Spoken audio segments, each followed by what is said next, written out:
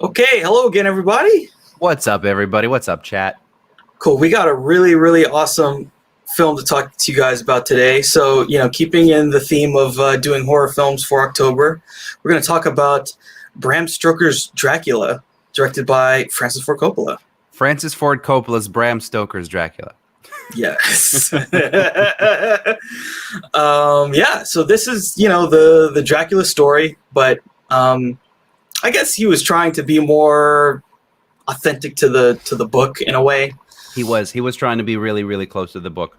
Yeah. Mm-hmm. Or whoever wrote the script, because he did not write the screenplay on this. Or maybe he probably obviously did rewrites or whatever, uncredited, but because he always does. He's got to have his fingers in everything. Yeah, his hands in there. But I think this is the closest one that I can think of, the closest adaptation to the book, because I did end up reading this book when I was a young boy, and I have the attention span of a goldfish, and also I have the reading comprehension of like a lizard. So I don't remember a damn thing that happens in the book. So this movie, but I remember like reading the book. So I saw the movie, I read the book, I saw the movie again, but this is all like 15 years ago. And I remember being really impressed as to how close the movie stuck to the book. Obviously, it leaves things out there because it's only 2 hours. But I was really impressed. I was like, they finally did Dracula. Like, it's not just like the Bela Lugosi one was also kind of close. But this one, I feel like he was really trying to get everything in there. And I feel like somewhere there exists a 4-hour version of this where maybe he did, but I don't want to see that version. Yeah, I think what we got was pretty good. And it's a little truncated, but it's pretty good. Yeah. It's the last episode, me and Pharaoh Hazard, we talked about this film John Carter, which is another John Carter Mars. The Disney John Carter Mars. Yeah, we were just talking about adaptations, and adaptations can be really hard because sometimes you have to change things and know when, because film is a different medium. It just is, and so you gotta do what the strengths of the medium are, not just stick to whatever the source material is. But I think they did a pretty good job of that with this film. Because really there's a lot of elements where it's just some of the most interesting, disturbing, crazy, Dracula vampire. Exactly. They put all the crazy Dracula vampire stuff that was in the book in the movie, even though you could argue that we don't need to see some of that stuff. If you're trying to make a really particularly effective horror movie, maybe, I don't know. You can argue it that way, but he put it in there anyways. He's just there's a scene where he turns into a man bat. Fucking put a man bat in the movie. Okay. Yeah. The transformations are really awesome in this movie. Oh yeah. They're something else. And there's even a point where he turns into a green mist. Really I cool feel too. that as soon as we get to the 3/4 of the way through the movie, it's basically it's on fast forward, and whereas before some of these things somebody would have had some kind of explanation, some kind of dialogue about it. Now it's just fuck it, he's a green mist, and then Mina is just this now, and then this and this, and then it just keeps happening. Yeah. It's we're racing to the end. Yeah, exactly. It's one of those racing to the end movies. Yeah. All right, cool. Yeah, so let's talk about the plot of this movie and cover what happened. I heard you like Dracula. Yeah, you're gonna get a lot of Dracula in this one. Okay, so this film, there's sort of a prologue that talks about the origins of this person who becomes Dracula. Mm-hmm. He's a Romanian knight of the Sacred Dragon. Yeah, and but. Yes, but actually, no. The Sacred Dragon bullshit is bullshit. I think it's in the book, but obviously he made it up. He based it on Vlad the Impaler. Everybody, I think, knows that. The beginning of this movie, the prologue scenes of Vlad and him impaling people, and the music in this scene is really intense. It's really, I don't know what the term for it is. It's just really kind of it's dramatic. It's super dramatic. There's clearly some kind of art movement that it's that entire scene, the beginning scene is going after, right? Yeah, it's really cool. Yeah, like the puppets and the lighting, and it's like very expressionistic. Very expressionistic, yeah. Which Coppola has done before, actually, in preparation, more or less. It was an excuse before we watched this movie to talk about it. I went back and I watched like 5 Coppola films, I want to say, like the ones that I hadn't seen, and I get a much better sense of the kind, like his strengths as a filmmaker, and I could appreciate that, like, oh, he tried to do that in this movie before, and now he's doing it again, and this and that. So he has done the expressionistic thing. He's done the whole like crazy set dressing and lighting changes in the same frame thing. But this beginning montage of the movie, I watched a lot. I've rewatched it like 10 times probably over the years, because all of the actors are speaking Romanian in it, or trying to. And I showed it to my family. My family's Romanian, born and raised. I'm born and raised in Romania, right? So Dracula, haha, like that's the one thing that people know Romania for, is Dracula. So like you hear about it, and then it was really exciting right after the fall of the Soviet Union to have someone make a movie about Romania that like featured it this prominently and was like this. Obviously, it's in the book, but like he could, like Hollywood does this all the time. They change like names of places, right? Like they can still say it's in Romania, but like they got like the regions correct, like geographically correct as it was in the book and everything like that. So I appreciated that, and he didn't have to have them speak Romanian, right? He could have done fucking Latin or something. But they do, and they try it, and it's funny. It's funny to me. But yeah, I just wanted to point that out, that like it's weird seeing like another culture like trying so hard to do a thing that they like don't know anything about, and it was really cute, and I liked it. So I mean, from that, like who is the worst Romanian accent? Gary Oldman, by far. It's pathetic. It is dreadful. He has one thing, the blood is life thing, that is kind of okay, because he says it throughout the movie. I like the way that he does it, is like really over the top. Like he's just over pronouncing it a lot. But it's really fun. There was something else I wanted to mention about that scene, but I don't know. I don't remember now. So what's her name? So she's like in the middle. She's like the next. Oh, like we're ranking them. Yeah. She's okay. Because who's so it's Gary Oldman plays Vlad, right? Yeah. Anthony Hopkins later plays Van Helsing, but in the beginning of the movie he plays some kind of like priest or something. Just like a priest. And then Winona Ryder is the princess. Yeah, Elisabeta. Yeah, Elisabeta. It's close, I guess. It's just Elisabeta, right? Yeah. So that's the Anthony Hopkins, that fucking top tier, like almost could have fooled me that he's like gonna just do the whole movie in Romanian, and then Winona, and then somewhere 3 or 4 below them is Gary Oldman in that beginning scene. He's really not good. But he's just screaming in an over the top manner, basically. Sort of. Well, and that's his whole performance in this movie, right? Yeah. But we are one last thing I remember now is as a kid, like growing up in Romanian elementary school. I mean, I don't know what it's like now, but like shortly after the fall, right, there were these movies coming out, and when I was in elementary school, like we get taught the Vlad the Impaler story, like right off the bat. Kind of, they're like, all right, here's what you kids need to know about Dracula. You need to shut the fuck up about Dracula because it's not real. But there was this king. There was Vlad. He's one of our kings. He impaled people. He fucking roasted them. This is all true. He cut their heads off. This is all true. This is all real history. He was insane. He drank people's bloods. Yes, this is true. And that's where this guy bases the story. That's like the starting point. But the order of the fucking dragons, the word Dracu, Dracul, Dracul. It just means, it's used in different ways. It just means devil or the devil or a devil, right? It's devil is what that word means. So when they say that it's like the order of dragons, No, it's not. It's just, but it is still creepy though, because in Romanian we don't have in the language, in the culture, it's very religious. It's very based in religion, like Orthodox religion, or Orthodox after the communists came. But Dracu is a very scary thing because everybody's afraid of eternal damnation all the time. Like it's still one of those countries, or at least it was certainly at the time. So you don't tell people like the way that you say "fuck you" in Romanian is "go to hell." That's the direct translation. Is like "du-te dracu" is like go to the devil will have you, kind of a thing. So like they do play that up in the movie, which I like a lot, where they're like Dracu. I'm like, yes, the devil. Yeah.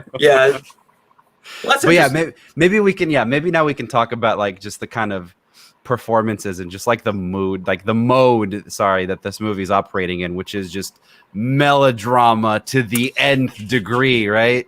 It's definitely, well, this is a love story, right? Like that's the whole thing. This is supposed to be a love story. Yeah. It's supposed to be, and it's Elisabeta / Mina and Dracula, like that's the whole thing, and the rest is just like how their love story plays out. And there's all this drama, and then there's all these other people. There's like Jonathan, and like she loves him, but she also really like has this love for Dracula that she can't shake it, right? And then there's just all this mystical crazy shit happening in between, basically. And then the stuff with Lucy, is like, right, that stuff's like crazy. Like, I think at one point, what's his name? He says like, "Oh, she's become a bitch for the devil," or something like that, or like a whore for the devil. Yeah. Oh, dude, it's so funny, so funny. There's a couple there's a couple moments of Romanian in this film that aren't subtitled by the film, and the scene where and we'll get to it, where Jonathan is in the bed with all of the concubines, right? And they're all like sucking on him in all kinds of different ways. When Dracula busts in and he's like floats in. He's like screaming something, right? And it's not subtitled. And it's Gary Oldman again with his like incomprehensibly bad Romanian, but he comes in and he's just screaming like, "Whores!" He's like, "Whores, get out of here!" Basically, is what he says. Like, "Whores, leave!" And it's so funny. Like, I forgot about that, and just to see him flying into the fucking room screaming, "Ah, whores!" It was really funny. Wow, that's awesome. That's awesome. But it's consistent, right? Like they are his whores. They're whores for the devil. Yes. Yeah. Yes, including Lucy. Yeah. Yeah. Exactly. Yeah. I mean, this film's crazy. It's insane. So awesome. It's so awesome. It's so awesome because on one hand, it's like trying to be really artistic and like trying to do like a genuine thing. Like we're gonna literally make a novel come to life, and there's so much like.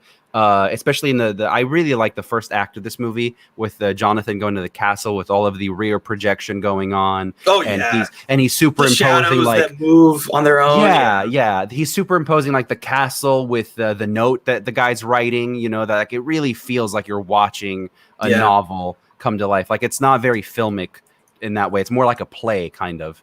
And the way that the sets are built and everything, I really like that the approach. But then the acting is it's way over the top. I think Gary Oldman's performance is pretty good. Like it is very over the top, but it's like you're playing a very powerful character, like he gives a performance that's like it's just super memorable and like when you compare all the other Draculas, he's just like, especially like with the outfits they gave him and the different looks they gave him, he's always just so iconic. I feel like. Yeah, absolutely. No, I really like. I'm not trying to like take away from it. I think it's funny, but like it is a very interesting performance. It's a very good one too. I think if we're going to talk about performances, we have to talk about Keanu, right? We have to talk about Keanu, dude. Like we have to talk about Keanu because Keanu was an utter disgrace and a disaster in this movie, right? Yeah. I mean, there's just no other way that we can say it without it being true. Like it's just so bad. so bad. It's irredeemable. Yeah. But my whole thing about this film and the reason why, well, we could get into the casting like I'd like to, because there's a lot of having caught up to the Coppola. So basically, I try to watch every single Coppola film that led up to this movie, and with the exception of like maybe 2 or 3, I did. We can talk about casting because I feel like he casts his people, but he doesn't really give a shit about the performances to a certain degree. Like he really doesn't, like especially for like kind of bigger casts.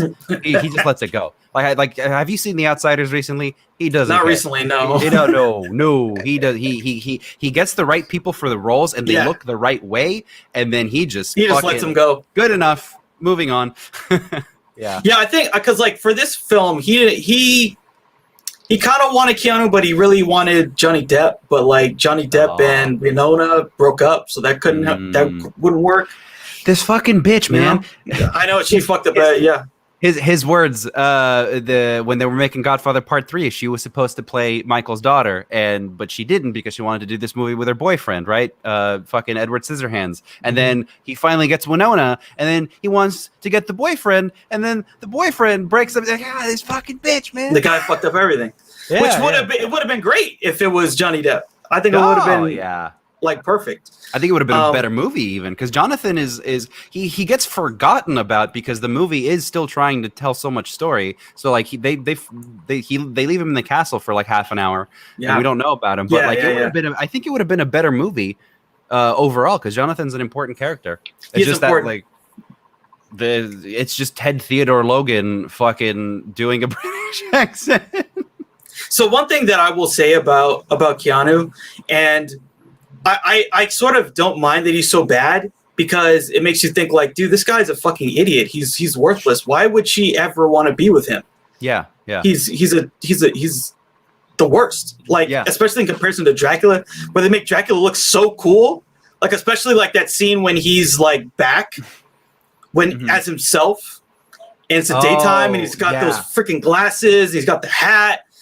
And he looks like a pimp. Like it's like, dude, like it's like, dude, you should be with that guy, not with freaking, the dorky ass Jonathan Harker. Yeah. Yeah. Thank you, person. Yes, thank you. We do rock. Thank you, Balin.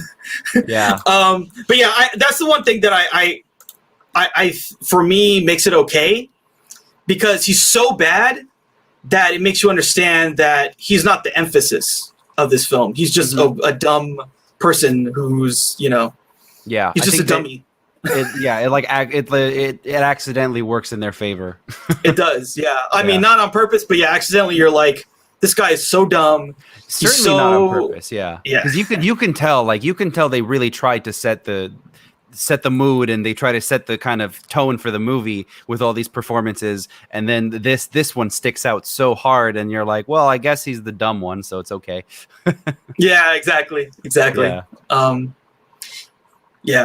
So Keanu, disaster. But I think everyone else is pretty good to solid to the level that they were supposed to play it. Yeah, I think everybody's pretty good. Extra special shout out to Tom Waits as Renfield. Yeah, I was gonna think of like, what would your thought on Tom Waits? He's dude, he's chewing it up. He's loving it. He's stop.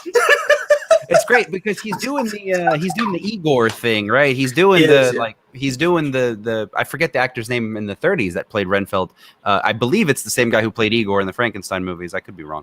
I don't remember from the Universal Dracula. Was it the guy who played M? Oh yeah. I forget his name. Peter Lorre, I think. Peter Lorre, yeah. Yes, master. Because I think he's there. Yeah, it's great. It's great. And I didn't know what I didn't know is the relationship about between Francis Ford Coppola and Tom Waits. Like he's in like every single one of his movies. Once they made One from the Heart together, and Tom Waits did the soundtrack, and Tom Waits won an Oscar for that movie. He's in every single Francis Ford Coppola movie. I did not know that until I started going through his filmography. So they're buddies. Like he just like, but before he just kind of like shows up where he has like cameos or whatever. And it's like, hey, there's Tom Waits. In this movie, he's just like he's in makeup and he's just like he's psychotic and it's great. It's great. I mean, basically the first thing we see after the whole prologue is him going crazy. Yeah. And he's in that cell and he's wearing those, the striped kind of suit or what? Well, not a suit. It's just like looks like pajamas. It's supposed to be be like that version of like a mental patient's garb. Yeah. And it's like, whoa. Like you stepped striking. Into it. And they do and he begins messing with this in the 80s with like Rumblefish and stuff, with the expressionistic stuff, but there's a lot of fisheye lenses, right? There's a lot of weird like you can tell, like, and sometimes it hurts because like that's a very kind of 80s 90s thing, and like you just kind of like don't see it after that, where like every movie had to have like a fisheye lens scene to make it look crazy. Like Alien 3 exists, and like every Terry Gilliam movie ever, things like that. Terry Gilliam loves that stuff. He loves it. He loves the fisheye lens. But I think if you take this movie out, I think one of the strengths of this movie is that it is timeless. I think you can show this movie 100 years down the line and not know when it came out, and you could say like, this is just Dracula. Like, there's nothing in this movie that like overtly dates it for me, I don't think, except for some of the camera angle choices. Like, it's such a strong vision that I think it like holds up every time. Well, I especially like, we talked a little bit about the transformations. I mean, the one that I really, really liked was the scene like where basically he comes to like where Mina and Lucy are staying, and then he just like, what would you say? He. Oh yes. He. Well, I'm trying to like he like gets Lucy to come out towards him, and then he like basically fucks her like as a beast in a bestial form, and then he drinks her blood, and then he's like made young again. That's like right when the Demeter shows up. And arrives. Yeah, and it's weird because with Dracula, like that's kind of the whole point of vampires. I love vampires. I wish I could be a vampire. I really do. And that's a joke growing up in Romania, is that we're all vampires, right? Because Dracula's from here. Fun fact, I actually did go to visit Dracula's castle back in the day as a kid, like as a tourist, right? Like they have a tourist thing set up and you can go inside the actual castle. Not the one that they built in fucking Zoetrope or whatever, but the actual castle. But that's the thing with Dracula, is you can always say like, having sex with someone, or like it's like sensual, right? Like the act of him violating you to turn you into a vampire is a sensual or like a sexual thing. And so you can play that scene however you want. You can say that, he's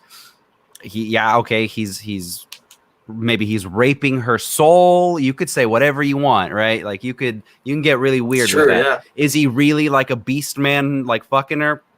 It's entirely possible, I guess, or is it more of a symbolic fucking? I think it could be the latter as well. Yeah, it's interesting because like in that scene, he's like he sees Mina looking at. That's a great scene, man. I love that scene because it's so fucking like nightmarish, right? Yeah, you think like you just wake up and you're like you hear something in the backyard. You go in the backyard, you see a fucking beast. Just having his way, and she's into it, and you're like, and then he's drinking her blood, and then he looks at you, and then the lightning flashes. It's like, what planet does descend on? And he's like, don't look at me. And before that, there's don't look at me. I don't like the don't look at me. I mean, well, it's because he loves her. He doesn't want her to see him as in this bestial form. No, I get it. I just like the way that it's just like we're going from this like fantastical, like the way that it's staged. Then it's just like this beast man, and you're just like, do not look at me. It's silly. It's silly to me, but the whole movie's silly. But the scene before this, I didn't remember this at all, and it didn't make any sense to me at all. And that's why I don't know, like, if sometimes what we're seeing is actually happening, or sometimes it's just like in Mina's head or in something. Or in someone's head, or the spirit of the thing. Like when they're in the hedge maze together, the two sisters or whatever, and then they start making out. I did not remember that at all. I was just like, oh, Mina and Lucy. Yeah, I was just like, like why is this happening? Like, I get Dracula. Well, it's like it's raining, right? It's raining, and then Dracula's presence is like this overt, like sexual presence, but like, I just did not remember them like frolicking and like kissing in the hedge maze, and then later, obviously, he has his way with Lucy. Like, that was just like weird. That's a really good question. Like, do you mean did that actually happen? Yeah. Did that actually happen, or like, do these characters remember? Because like I don't know if it's the edit, because sometimes it feels disconnected from like the movie's own reality. Like how towards the end of the movie, Mina goes from just being like, "Oh, I'm prim and proper, and I have only ever kissed Jonathan," and then she's just like, "Oh yes, Dracula, I'll be your whore, please." And it just like happens so fast that like sometimes I think a lot of it has to do with his sexual prowess. 100%. He's got a big sexual, like he's got a big dick, and he just has to be there, energy, dude. Yeah, he's got that big dick energy, and when he puts it on somebody, they're done. They're done. Yeah, and he will have his way with them. That's what he does to her, basically. Like in that scene where she meets him, and he's like, "Oh, can you please help me find blah blah blah?" And she's like, "No, I'm married, blah blah blah." And then at one point he kicks it in on her, turns it on, because he doesn't want to. I think he's got like that God complex of like, I don't want to force you to love me. I want you to love me because you love me. But then he realizes like that's never gonna happen. So he like starts forcing it on her more and more until the end of the movie, where he's like, "No, I don't want you to be condemned to this life." And then she goes in, she gives him a little bit of the zuck, and he's like, "Okay, fine." Yeah. That was great. Yeah. I think that's what happened. I mean, basically, he just like at times he can turn on the and it's just some kind of, it that's probably explains that scene with the two of them making out. He was like projecting his energy on them, and then Lucy really got hit with it. Like she's a straight hoe, and so she was like running to him to get banged. Another scene like that like just felt disconnected from it was when they're watching the movie together. Yes. And again, she's just like, "Oh well, this is all nice, but I have to go back to my husband." And then they go basically, he's like just fucking. They go to the back room and they start making out or whatever. And I'm like, yeah. But that doesn't make any sense. But I guess okay, if we're gonna go with Dracula has like big dick powers that he can just turn on, then I guess that makes more sense. Yeah, I think that whole sequence is really interesting because like so they're watching the movie and then the wolf shows up, right? Yeah. And then so she starts to run, and then he basically calms the wolf down, and he's like, "Oh, Mina, come here," and then she does it, and he's like, "Oh, he likes you," and she's petting it, and then later they start making out, and so he's just like able to push and pull her. He's able to use that power.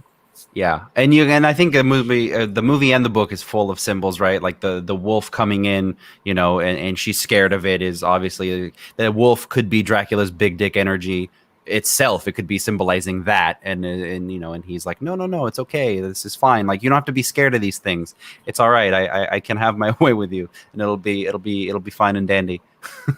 yeah pretty much because he's the beast master. He's the beast, he's the master of all things. He's a bat, he's a beast. He's a guy. He at times, we see him with the okay, so I want to talk about the costumes, right? Yes, sure. So the costume designer, her name was Iko Ishioka. This person, she is one. Unfortunately, she's not with us anymore. But she won an Oscar for this, right? She's one of the greatest costume designers in film history. So she also did the costumes for a lot of the really good Tarsem films. Oh my God. Yeah, so like The Fall, she did the costumes for that. Jeez. And like The Cell. Though, like, to me, like, if that's your resume, like, you did that stuff, and this Dracula movie, that's amazing. That is unbelievable. And the stuff that he wears, like, the Dracula stuff in this, they're all so iconic. Like, when we first go to the castle, and he's wearing that kimono, the long red kimono and all that stuff, like, that's what makes this film, really. Yeah, it's super iconic. And I remember when I first saw this movie, and upon every rewatch, always hating that costume for him, the first one, the kimono with the two buns. I still hate it. I still hate it. I think it's terrible. It looks terrible. It doesn't make any sense to me. However, I cannot deny how iconic that costume is. Like from like that is this movie basically, is that first costume. And it's such a strong first impression too. It's like, it's not only like, okay, this is an eccentric count. It's just like, this is batshit insane. It's batshit insane. Yeah. I love that. Yeah. I mean, it's such a strong choice. I really like it. I think it's just so out there, and it's like nothing we'd ever seen of a Dracula before. Even the way they made him look too, with the like basically painting him white. Yeah. And giving him the buns. The buns, I can't reconcile the buns. You can sway me on the costume, but I'll never agree with the buns. I think it's a bad choice. It's a bad idea. But the whole thing, when you put it all together, the whole thing is just so like, whoa. It's so different. It's just so different. Of the Bela Lugosi shit. Exactly. Exactly. Yeah. Which isn't bad, but it's just like, okay, we're going totally different direction. Totally different. And we see like 4 or 5 basically different versions of him, right? There's the kimono. There's when he's fully back as sort of himself, and he's got the top hat and the glasses. Mm-hmm. And he looks like he came out of the fucking Matrix. Yeah. Boy. Basically. I didn't think about that. Yeah, no, I mean it's well, this is before the Matrix, but it's very, like that kind of that perfect self, projections of a perfect self, and he's got the cane and all that. And then later, we just see him like when he's dying at the end, and he's wearing like this. I forget what he's wearing at that point, but it's all very. Oh yeah. It's like it's going back to like that kind of first version of himself, but he's just like he's like see-through almost, or not see-through, but he's like really kind of emaciated. But I remember what he's wearing specifically in that scene. It wasn't like the kimono, but it was red, but it had these like jewels down the center. And like on the sides of the shoulder. Yeah.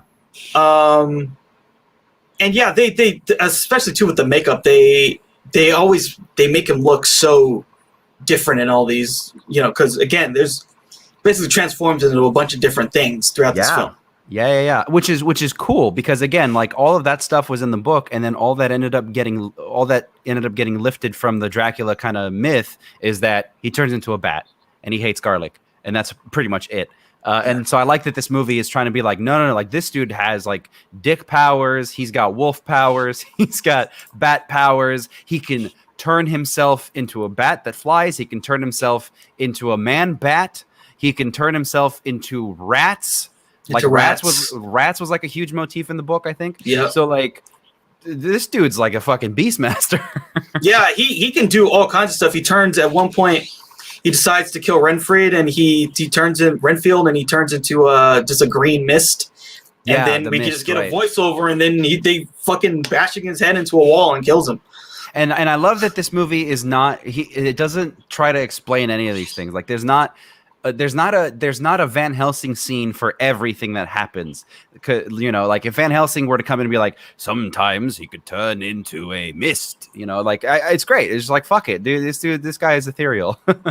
Yeah, he's ethereal. He's super powerful. He can do all this stuff, and as long as he's drinking that blood, or whatever, he's fine. And basically, he drinks Lucy's blood like twice, turns her, and then later, I think there's also the stuff like he needs the earth from where he was born.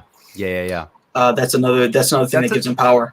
That's another thing that also doesn't get like carried over into like the classical Dracula. I like that a lot. I mean, it's very obviously it's literally gothic horror, right? Like the way that this was written.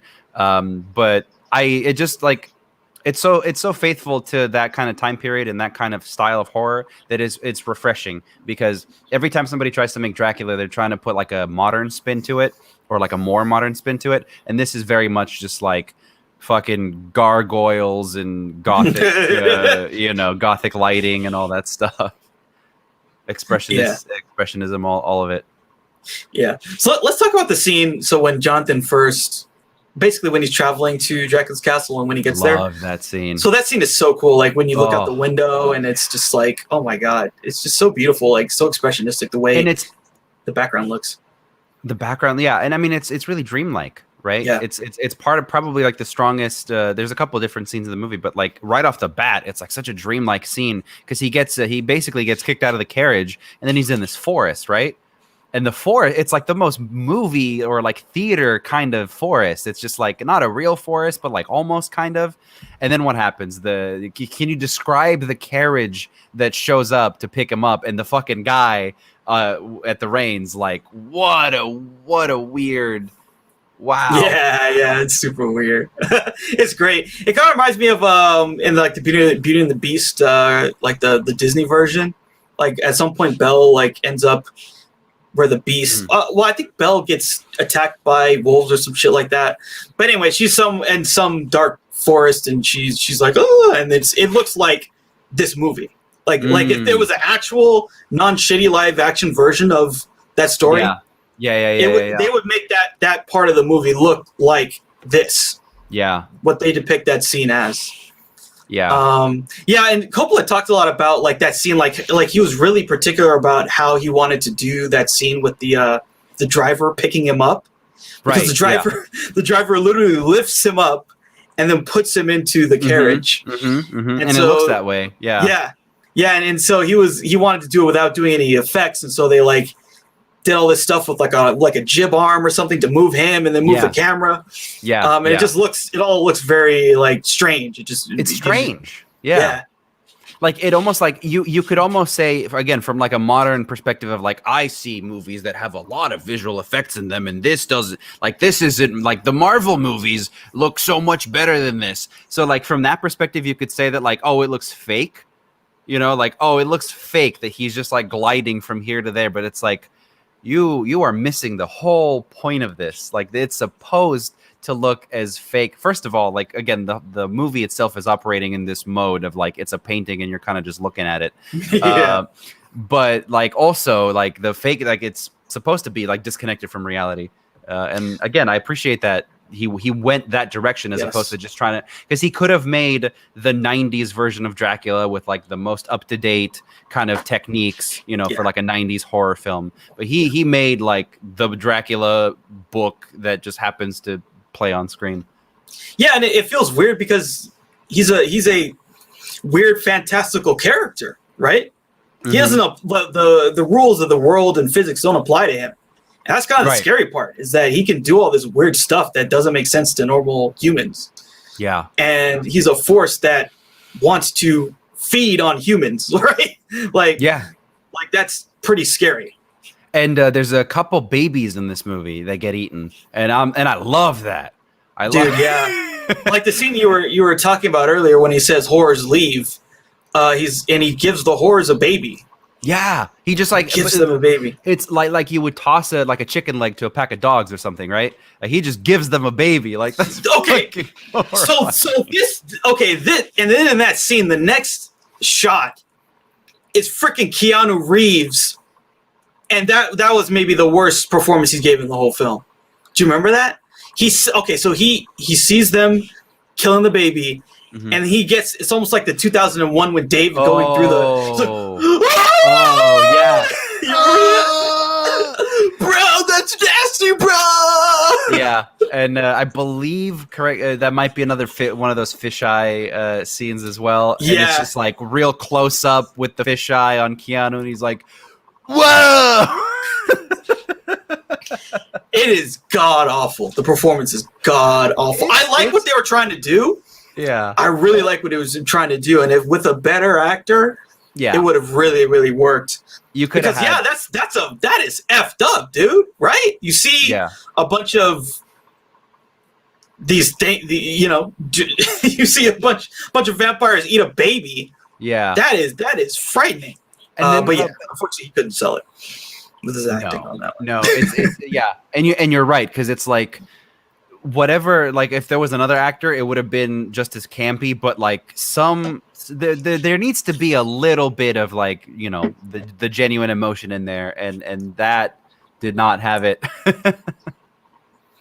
It didn't work. No. So the other things too. So when when Jonathan first comes to the castle, I mean the sound design is so good in that scene. Oh yeah. It's just all these weird ethereal noises and these whispers and like these ghastly sounds. Oh, it is absolutely amazing. Yeah, that I don't know what the word for it is, but like he does that thing throughout the movie of like there's like a particular package of sounds that come whenever like Dracula's influencing something, and it's like a motif, voice, pretty much. Yeah, I guess you could say motif, but like specifically from like a technical filmmaking aspect, like it's always like Dracula's voice, some women like whispering, and like. And I like that he carries that throughout. And I think he did make a point of like he decided that whenever you're in Dracula's presence, like physics don't quite make sense. Yeah. And he so bends them to his will. Yeah. And again, nobody has to tell you this in the movie. You just feel it. You just feel that something's off, and then you see the shadows on the wall, like moving without him. Happening. Oh my god! Oh, it's such a cool idea. I wish we spent more time at the castle, or we did a little bit more of that, because honestly, the second half of this movie, the kind of like the hunt for Dracula, the like we must like we're the village, we're the townspeople, and we have to go get Dracula. Like that part isn't as strong to me as the like purely expressionistic horror part, like first half of the movie.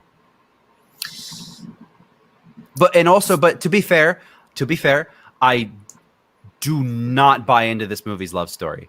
It is a horse shit, horrible. Like it's not okay to be. It's just. It's not like it doesn't make any effort into setting up like why you should care that these people love each other. I mean, you get one scene in the beginning of the movie and he's like, like my love is taken from me. I get that, but like there's not a lot of emotional resonance there for me. So the entire second half of the movie, like I feel kind of bad for him because Gary Oldman's acting is really good. So he has a couple scenes like that scene where he's crying and he's like half turned into like a demon or whatever, or turned into a bat, and he's just like like that. He puts in a good performance despite the costume and the makeup, but like everything else is so extravagant. Like the melodramatic love story just like never did anything for me in this movie. I understand it from a motivational, like in terms of the story motivation. For me, I'm not like into romance films in general. Like that stuff doesn't really sell me. Am I sold on the Mina Dracula stuff? Not really, but I just sort of accept it. It for me, like in terms of a plot point, it's fine. And do I want them to get together at the end? No, I don't. But I don't really care either way. I mean, if I were her, I'd want to be with Dracula and not with Jonathan. I'll say that much. But I'm not like, I don't like ship. I'm not like on that level where I'm like, oh my god, like they're perfect for each other. Like, no. And I don't think you're supposed to be. Yeah. I mean, I don't know. I think Dracula the first great like villain that like you not the first great, but like one of those villains that you kind of care for, but like ultimately you can't fully care for him because he's a fucking villain.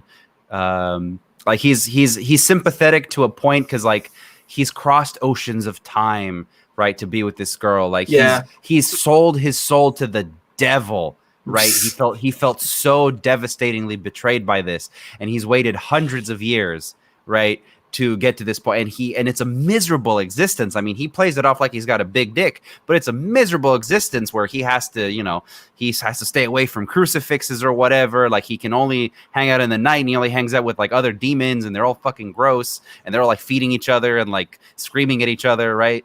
So it's like. You can intellectualize it all you want, but like what you see in the movie is just like blood. So it doesn't like ultimately emotionally it doesn't quite land there. I think I can see that. For me, I don't know. I don't think too much about it because I'm too busy enjoying all of the acting and all of the. I think that's what you're supposed to direction. Enjoy. Yeah, first and foremost. Like, the first thing I'm like, Jonathan sucks. He's an idiot. He's a dork. He's a dweeb. Yeah. Like, I don't care at all about him. So, it makes sense that she would be romantically sort of entranced by Dracula. Sure. But he's, the virgin Jonathan Harker versus the Chad Dracula. The Chad's gonna win every time. Yeah. But it's doomed. Like that's the other thing too. Like their love story is doomed. I feel like that's the other thing that kind of makes you not super invested because you're like, look, he's Dracula. Even if she loved him, he's freaking Dracula. It's not like he's gonna end well. Yeah. And I mean the movie almost gets there in that scene, like I talked about before, where he has her and he's about to turn her, and then he hesitates and he's like, no, actually, never mind. Like I'm gonna exist like this forever, and I'm gonna suffer, but so that you can, like it's not right for me to corrupt you in that way. But then 30 seconds later, she's like, Dracula. Yeah. It's just like, That was the scene where he comes to her bedroom, right? Yeah. That was really cool. That was like a really, because like that was after he killed Renfield as a freaking green, the green mist, which is really cool. I really like the fact that they kind of go there with all these powers that he has. Yeah, exactly. Maybe that's just like the dorky, person who loves fucking superhero movies and shit. And that's what I was gonna say. Like, if you like comic books, like this is a fucking book. Oh, dude, yeah. Right? Like that's where all of these things come from, is from these types of novels. Yeah. So why again, nerd? Like half of this novel, because the novel's narrated by Van Helsing, if I remember correctly. The entire novel is Van Helsing just explaining, like in comic book style, like how this shit works. His power set. Yeah, he's like, I'm a scientist, and I'm gonna fucking give you his power set. One of the things he can do is he can turn into mist, and you're like, cool. Yeah. So like, it's cool that the movie has some of that. Yeah. So he then goes to her bed, and then there's this really cool thing where he goes under the covers, and then as a mist, and then the covers raise up, and she's asleep, and she's just like, she wants the D, and then he just appears on top of her, and then he just starts banging her. What I really like too is like, so he's like, she's like, oh, do you want it? She's like, yeah, I want it. And then like when he bites her, the sound of that bite is like, it was like the sound of like a log breaking. It was unbelievable that sound they made when he first bites her. It was so amazing. Oh, he's like, go back and check that out. Oh my god, awesome. It's so loud and powerful. The bite. Yeah, it's amazing. That's so great. They just make him so like, so virulent. Like he's just like so powerful. It's awesome. Yeah. Okay, so let's talk about Lucy and her whole story arc. So Lucy's a hoe from the jump. And like the first thing we see is Lucy, and she's, talking about like basically how much she likes having sex, right? Yeah. And Mina's like, oh, she's like a little lily. Oh my god, how could you say that? How could you do that? I would never. Me and Jonathan, we only kiss. Oh. Yeah. Well, I've already done anal. Yeah. Right, like that's basically where she's at, and so then we see this whole thing where she's trying to court a husband, right? And she's able to. It's a really good scene. I think maybe like you can remove it from the context of the story. Like it's a great scene where she's just like, I have these like super whore powers, and I'm literally going to bewitch 3 different men in the span of like 30 seconds, and they're all going to literally fall over themselves to get to me. Like one guy trips on his way. So it's like, and again, he always gets these great actors, right? So Jack Stewart, who's played by Richard E. Grant, one of the great actors. So great. Lord Arthur Holmwood, who's played by Elwes, another, right? Like he's in The Princess Bride.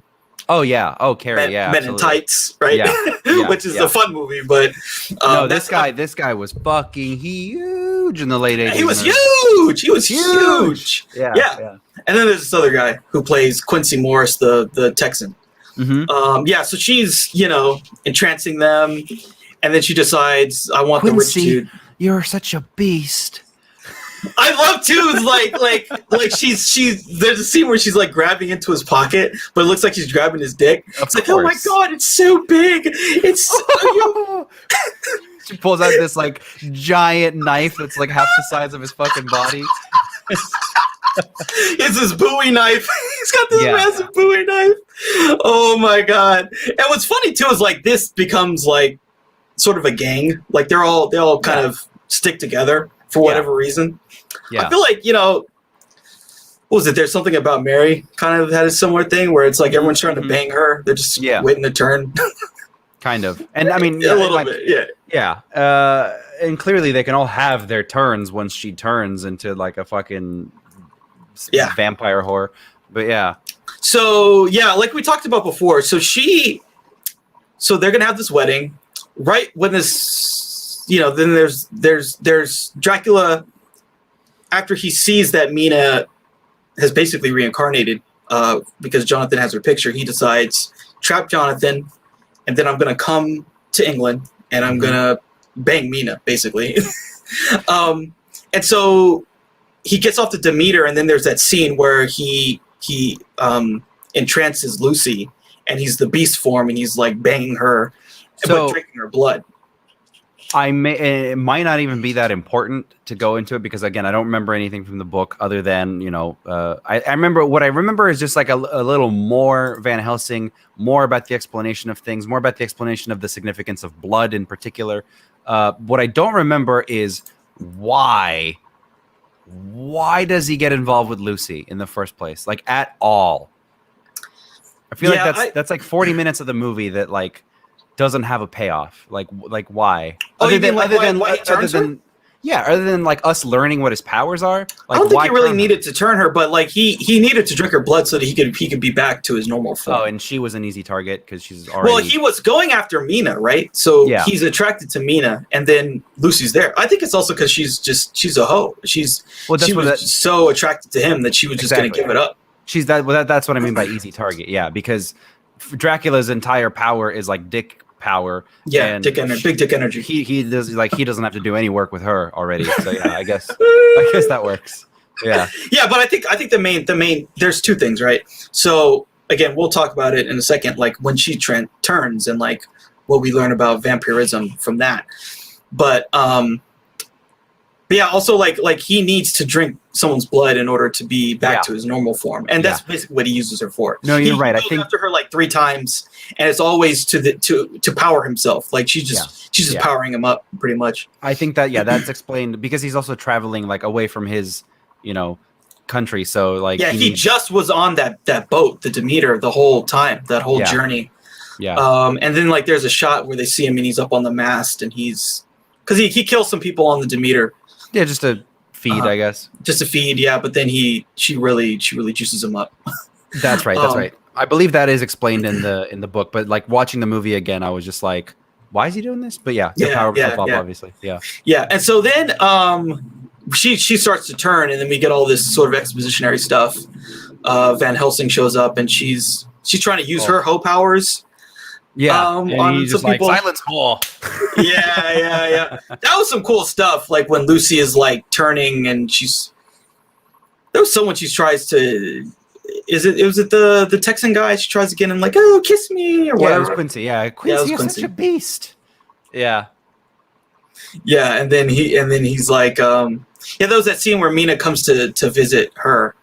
And then she just freaks out, and then it's like she throws the garlic off her leg, and she starts going crazy. And it's really cool, like seeing her transform. Absolutely. And the payoff is so good. So she dies, they bury her, and then Van Helsing's like, okay. By the way, so Van Helsing again. This brings Van Helsing into the picture, right? Mm-hmm. Because Jack doesn't understand how to fix. Jack's the doctor. He doesn't understand what to do with her. Yeah. And so he calls in Van Helsing, and Van Helsing's like, we got to try and do a blood transfusion completely. That doesn't work. And then he's like, he basically knows she's a vampire. She's becoming a vampire, and we're going to have to kill her. Van Helsing is such an amazing character in this movie. I love him in this movie so much, partly because of Anthony Hopkins, but also partly because of like just how he just doesn't give a fuck. Like he's so disconnected from all of this royalty and this lords and ladiness, and he comes over and he's literally like, yes, the things that go bump in the night. Yes, clearly it's vampires, and everyone's like, "What the fuck you're talking about, old man?" Yeah, and he's just like, we must drive a stake through a heart and cut her head off. Yeah. So the second time that Dracula comes for her, he like basically Van Helsing's like, look, a vampire took the blood. And they're like, what? He's like, okay, so she was there. The blood is just gone. What do you think happened? Yeah. What do you think happened? And they're just like, the trio, they're just like, no, there's no way that could be possible. You're crazy. Yeah. And he does this kind of... He does like a vanishing trick. He does a vanishing trick. Yeah. And then he shows up behind... he shows up behind like a tombstone or something. Or like something else. Something out there in the forest is taking a power. He has a couple really good lines, like divorced from all this stupidity, but he has like a couple really good lines where it's just like, I forget what it is, but it's something about like, sometimes you have to like use your eyes and your ears and not just your mind, or vice versa. I don't remember what it is, but like he's got some wisdom in there in between. He's like the drunk town doctor, like in old John Ford movies. Like that's kind of the vibe that I get from him. And I think that's what Anthony Hopkins was going for, because to me, he feels like the only actor in this entire movie that knows what movie he's in. And what I mean by that is Anthony Hopkins has somehow seen the final cut of this movie, and he knows how fucking stupid and over the top some of it is, and how over the top the other performances are. So he just doesn't give a shit. He just goes for it.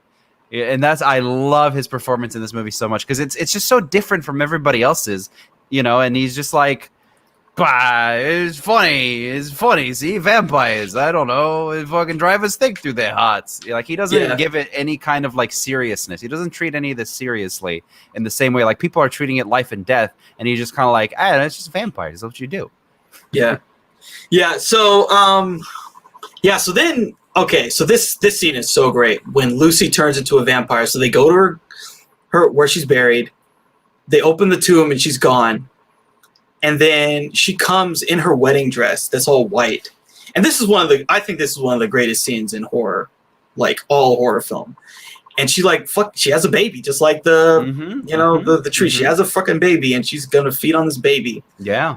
And then they see her and they're like, what are you doing?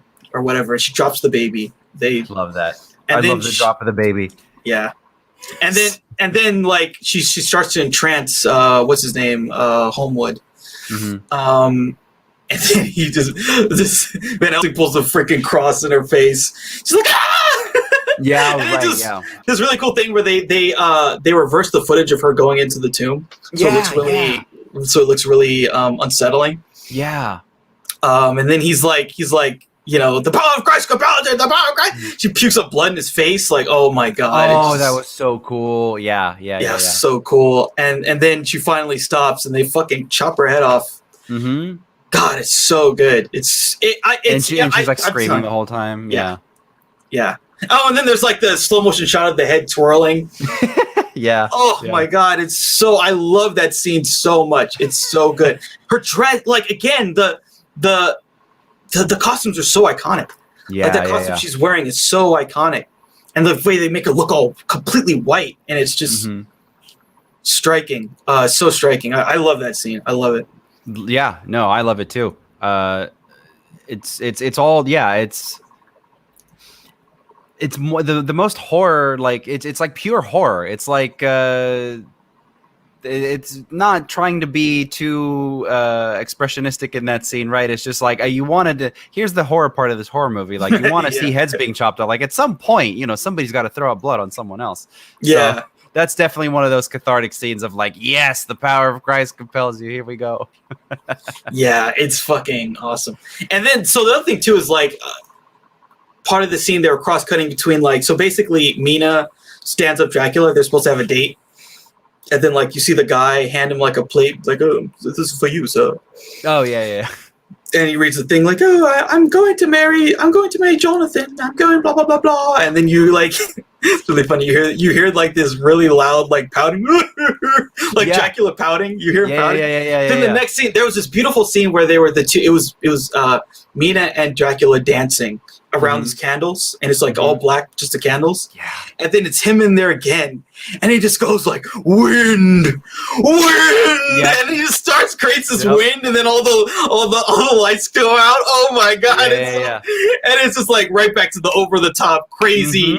Oh my god! For every moment where this movie is actually being a movie, there's a moment that counteracts it where it's just like wind, like it's just so silly. I think they must have known how silly some of it is, but it works. I think it works. Like this it's over the top, but like it just all kind of works together somehow. I really like it. Yeah, because then when they have the Orthodox wedding, right, between Jonathan and Lucy. That's the scariest part of the movie for me, bar none. That's the scariest part of the movie because I remember those fucking Orthodox priests, and that is because you can hear them talking in the background, and those are real Orthodox priests, and they're real Orthodox priests speaking Romanian. That shit scared me because it took me back to a time where I fucking hated Orthodox priests, and we fled them.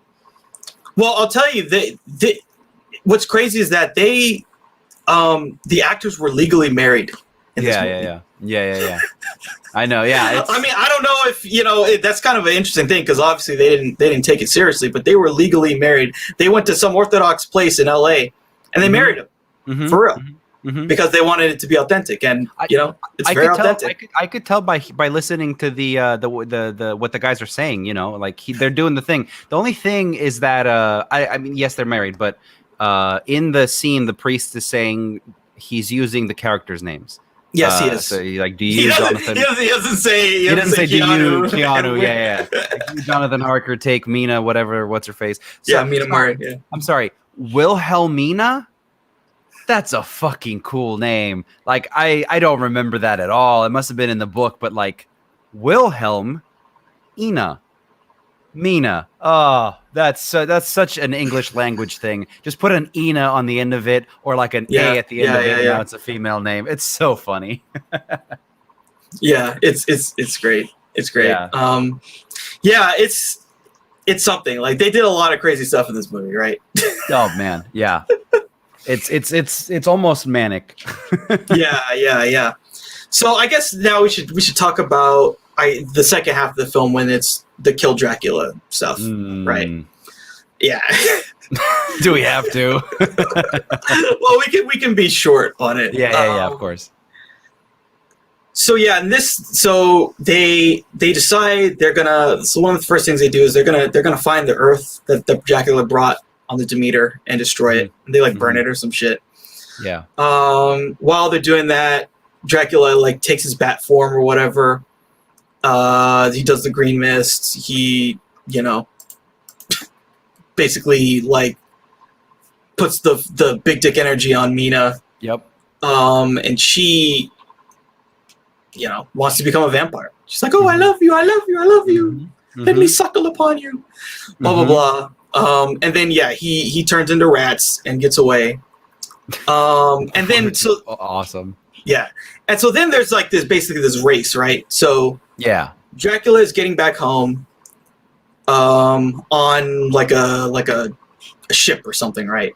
Yeah, I don't remember. Did they say is it it's a race because if Dracula gets home, he's gonna have all of his he's gonna be powered up? Yeah, he's gonna be powered up again. Yeah, because he's weaker when he's not there. Yeah, much. Yeah. So and they're trying to kill him. They're just gonna kill him because that's the only way to end all this craziness. So the quartet. It's what Jonathan. So it's Jonathan Van Helsing. Cary Elwes. I don't know what his character's name is. I always forget. Yeah, we could just call him Lord. The Lord. Whatever. Dr. Jack. So it's 5 of them. It's 5 of them, right?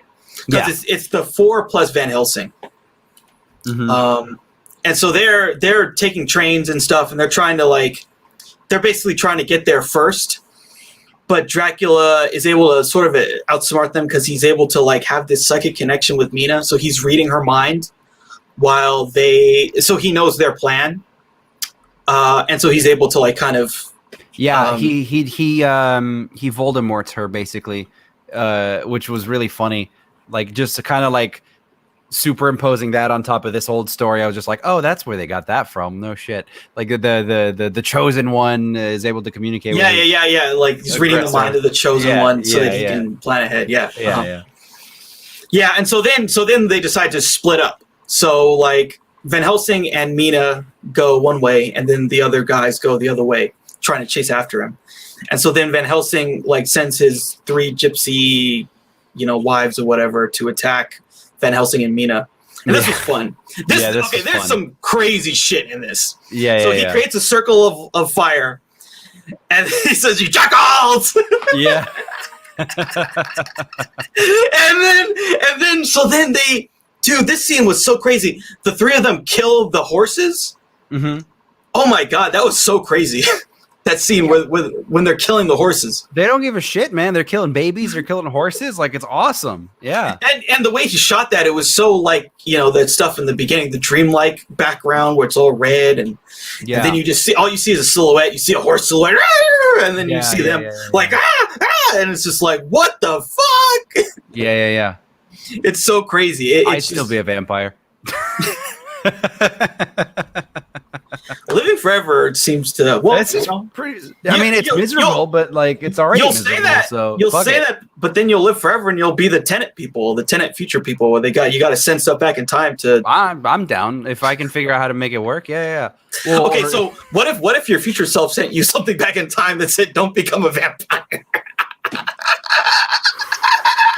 Might be too late, right? Because of cause and effect.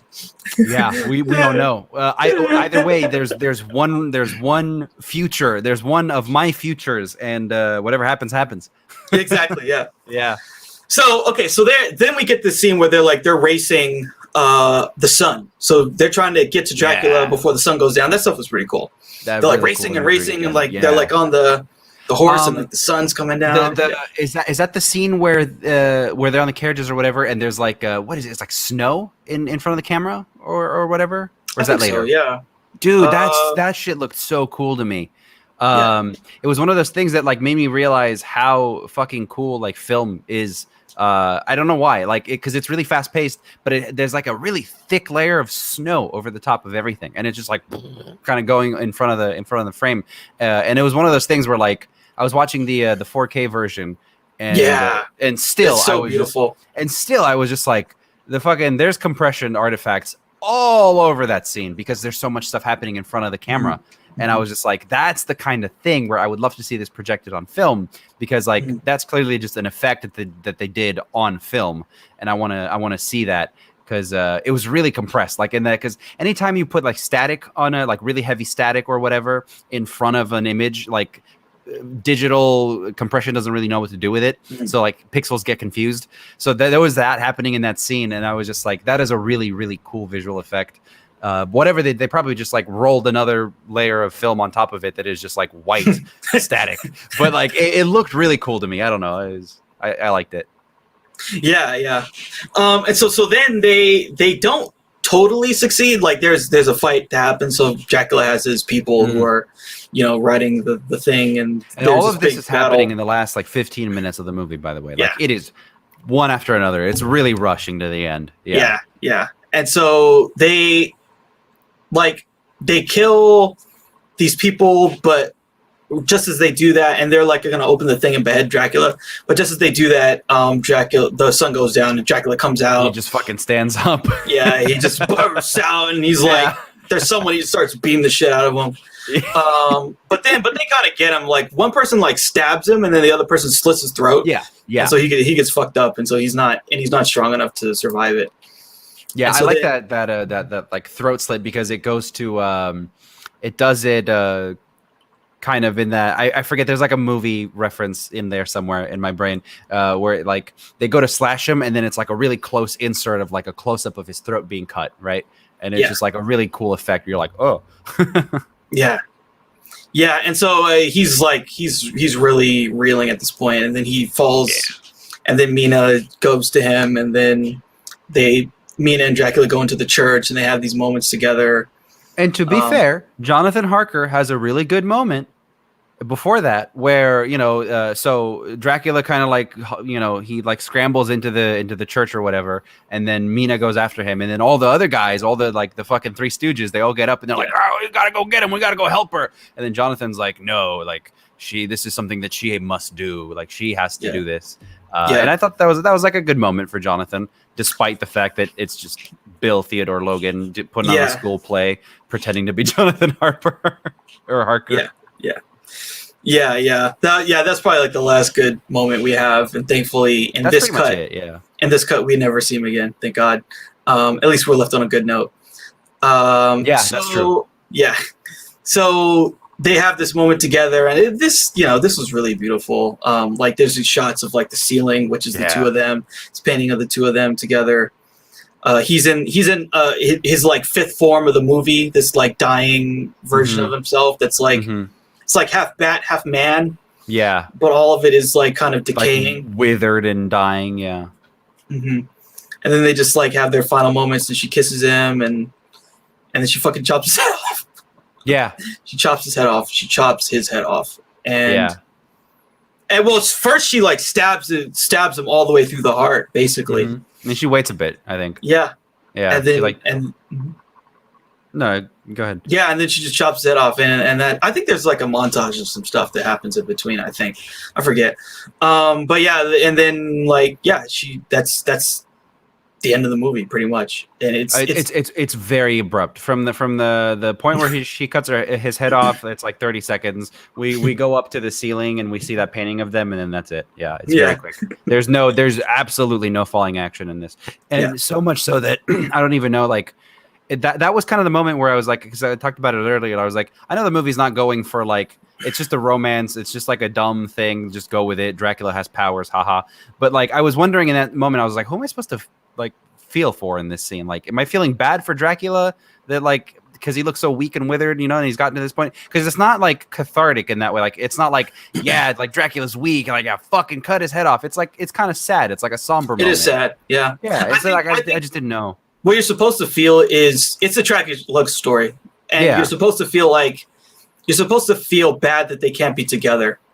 I feel like that's the feeling. I think that's what you're supposed to do. I think I think so. I think you're right. It's just like this movie does not do that at all for me. Yeah, I mean, for me at least, like I understand because from a certain perspective, you can almost see like he got himself into the situation, right? And so you can almost feel bad for him because it's like what. And again, like this whole movie, right?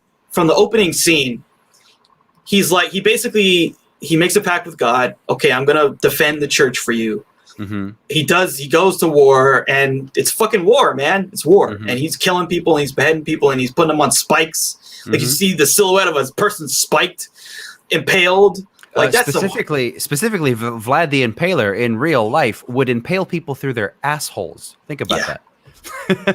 That is like that's and he would do that while they're alive. Fucked up. So that's happened in this. So he's like, for God I will impale a man through his asshole. Exactly. And he did it, and he fucking did it. And then the goddamn Turks lied and they sent this letter to her, and and she jumped off a cliff.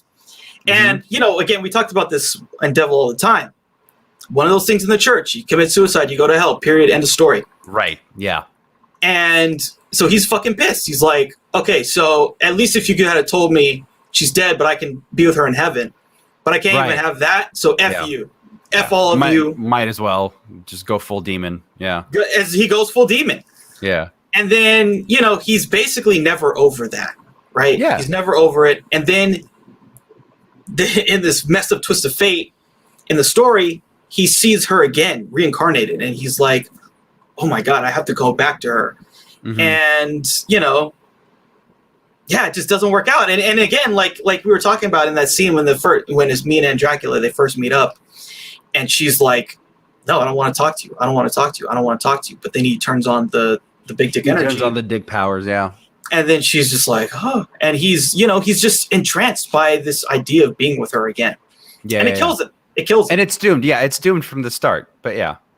And I think that's the takeaway we're supposed to get from the story. Absolutely. This guy, like Dracula, is fucked over and over and over again. He didn't want to be a freaking demon that haunts the night. He did from the perspective of God in the universe. He did try to do what God wanted, but then God was like, "Oh well, she's dead anyway. I don't really care." Yeah, right. Yeah. It's I don't really care, or rather, it's just kind of like it's just the way of the world sometimes. Things happen. Deal with it. So for him, like it's so. I feel like Dracula's the main character, but it's a tragedy. and all these horrible things happen to him, and it's just in the end he dies. Yeah, and it sucks. Yeah, I think he's definitely the protagonist of the story. But that's what I mentioned earlier. Is like it's a really interesting attempt, at least in these types of films that are like sort of comic booky, like in the way it's a really nerdy kind of a thing of like Dracula and he's got all these powers. It's one of those first attempts of like trying to make us sympathize with the villain kind of a thing, you know. And I just feel like this movie doesn't try too hard, but it could have maybe. But he's definitely one of the most tragic, like one of the tragic villains. Before he got turned into Bela Lugosi, like the classic Dracula is like a tragic figure. So yeah. Yeah, and I think that's what he was trying to be true to. Is the tragic nature of his story. Exactly. Yeah. Yeah, because it's just you see it from the start, like that with that prologue and like that prologue is so strong. I urge everybody, if you haven't seen this movie, just watch the first 10-15 minutes of it. That prologue is so like when that music cue, like when he starts impaling people and you hear like, wah, it's so intense, dude. It's so fucking intense. We got to talk about the score for this movie. My god, it is whoa, yeah. The score is so insane. Good. It's so good. It is so good. You know, there's so many like little like sound cues that I love that just stick with me. Like since I saw this movie probably when I was like 10. I mean, I was way too young to be, I think. I mean, it never scarred me. I was never really afraid of this. You know, it's not like I woke up at night thinking the Beast Man was going to come for me or whatever. But like the imagery was so strong. And like there in the first scene in the prologue when he comes back and she's dead and she's lying there, and then that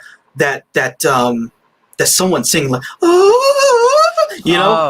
comes in when he's holding her, and it's like whoa, like that hits so strong. And like the violins, the love theme, the Mina Dracula love theme is so good. It's just so powerful, and it's iconic, really. It's so iconic. I love it.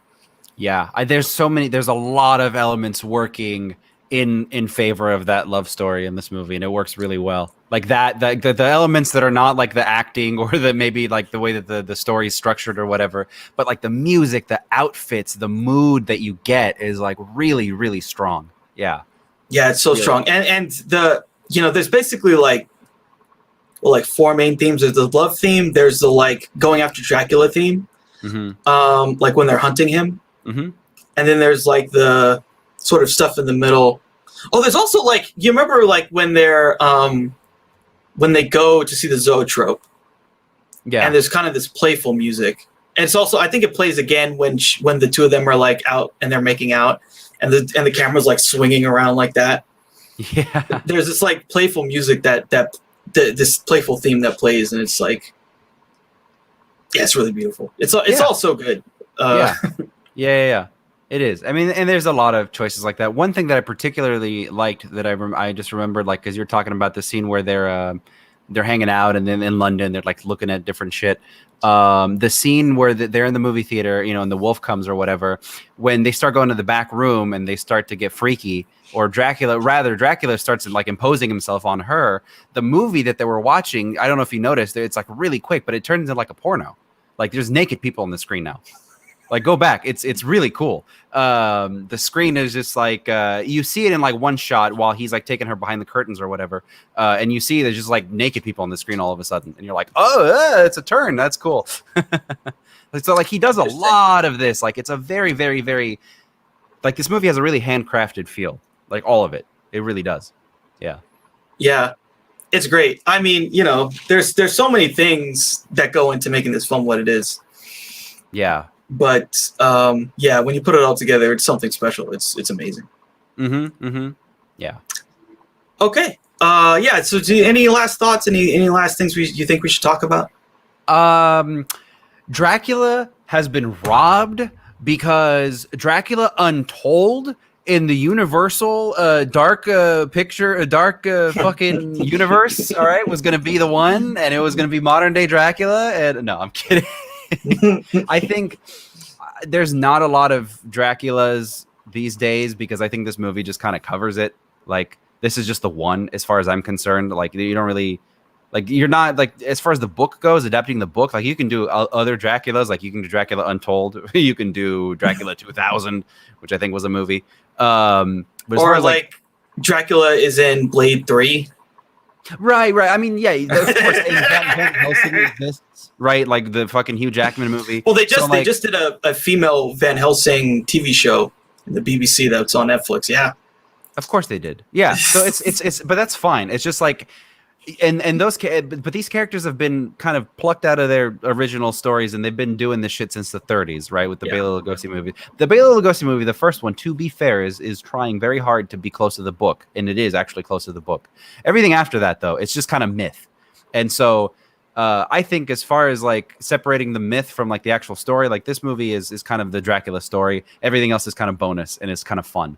I have yet to see a Dracula movie that is like really gives an honest try to like get at the character, right? Since this movie came out, I think everything is just kind of like, he's a vampire and he's gonna fucking stab you, or he's gonna like bite your neck. So I think this is it. I think this is if we have another adaptation of Dracula down the line, great. But I'm happy with this, like kind of remaining like in like put it in what's the thing in Star Wars that they like press Han Solo in? Oh sure, yeah, carbonate. Yeah, carbonate. Yeah, just like a fucking press this down. You know, like this is the movie. People can watch it 100 years from now and kind of get the same experience. Totally. I don't think that we're ever gonna really see people try to do Bram Stoker type of stuff. Like that's. Yeah. I mean, I could maybe see them doing a TV show. That maybe is possible. Sure. Yeah. But I really don't think that we'll see a movie that's trying. They'll try to pluck him out and put him other places. But I don't think that. What was that fucking Netflix show? There was a Netflix show recently. Was it about Dracula? Yeah, it was about Dracula, wasn't it? Hold up, they did this. There was, yeah. There was a Dracula. Yeah. Yeah, they did this. I need to watch that because. I think it was trying to do the classic like Bram Stoker story. Okay. Yeah. Because I remember people were telling me to watch it, and I was just like, get out of here. But I'll check it out. I feel like this is the best version of Dracula. I think so too. I think for me too. Yeah. Yeah. It's just so beautiful. And like, so for me, this is like, if I had to rank his films, I would say it's like Godfather. Well, for me, it would probably be like Godfather, Apocalypse Now, Godfather 2, The Conversation, and then this film. For me, that's where I would rank them. Sure. Which is saying a lot for a guy who has like 4 masterpiece films and some other films that are pretty good. Yeah. But yeah, I think it's up there with some of the best work he's ever done. Oh, it absolutely is. And trust me, having seen most of it, I'm missing like 5 movies or whatever of his that I haven't seen, and thank God I haven't gotten to the like really, really, really, really bad ones like recently. In particular, it's just Twixt. Twixt is just the one that's just like abominable. Tetro is really good. So he has like it's just weird. He's just like kind of there's actually a phrase in Romanian that translates to like your talent is like a burden. Right, like your talent is torturing you, and I feel like that's what a lot of what's happened with Francis since like Apocalypse Now, particularly since Run from the Heart, is just like he has so much fucking like raw artistic energy, and he was at a point where he was at the top of the world, and he had all this money to do whatever he wanted, that it just like everything else, like whatever made him successful in the first place, gets lost in the sauce because he's trying to do all these great grandiose things. He's got his own studio. He's got like in the 80s, he had like this videotape technology where he could edit the dailies the day that he shot them on videotape, like all this crazy shit, right? So like he's a pioneer in that way, but like a lot of his movies are kind of past like 1980, I want to say.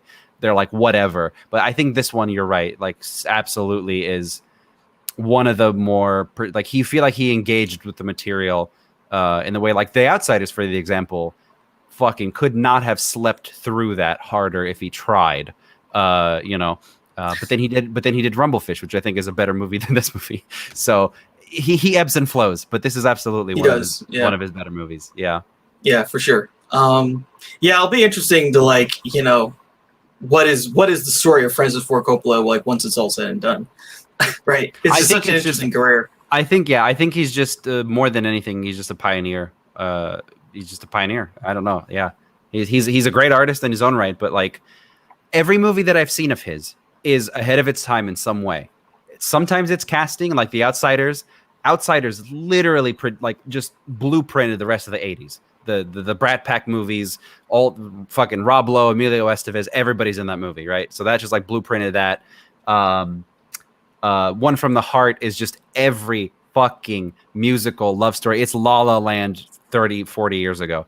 This movie is, I don't know what this movie's unique, but like everything that he does usually has some kind of element that is like kind of where films were going to go. So and technically, artistically. So yeah, I don't know. He's an interesting filmmaker.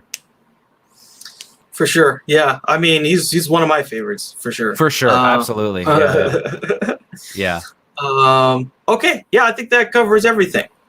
Cool. Awesome. So yeah. I think we will probably do Apostle next week. That film. Okay. Probably we could do something else if that one's not as certain with the fourth. Like I definitely felt pretty strong about the other films that we've done so far, and I felt like those we had to talk about. The next one, yeah, absolutely. Not sure, but we should do some kind of a horror film. We'll figure out what to do. Yeah. I'm done. It's still spooky month, so we gotta keep the green mist of Dracula like kind of flowing through to everybody. So is LA even gonna have Halloween? No. Legally no. There's an ordinance that got passed like months ago that said LA, like Halloween is not allowed in LA. It's like not allowed. Yeah. Yeah. I wonder if people are really gonna. No. Because man, Halloween is just for people to, be freaky, man. Be freaky. People like freaks, to be freaky. Be freaky. Get toasted. Yeah. I just imagine the Halloween parties they're gonna happen. They're gonna happen, and I'm down to see them. Yeah, and I'm sure that a lot of the surrounding areas certainly they don't give a shit, but like LA in particular, like I'm curious. Yeah, it should be interesting. All right, cool. Well, thanks a lot, everybody. Have a good one. Peace out. Go watch Dracula. Yeah, go watch Dracula. This movie